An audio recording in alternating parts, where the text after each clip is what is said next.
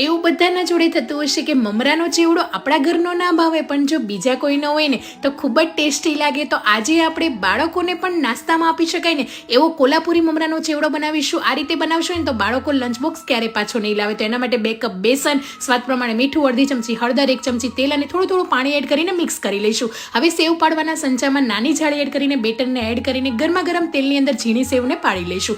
તો આ રીતે એકદમ ક્રિસ્પી સેવ આપણી તૈયાર થઈ જશે. હવે થોડા એવા મકાઈના પૌવાને પણ સાથે તળી લઈશું.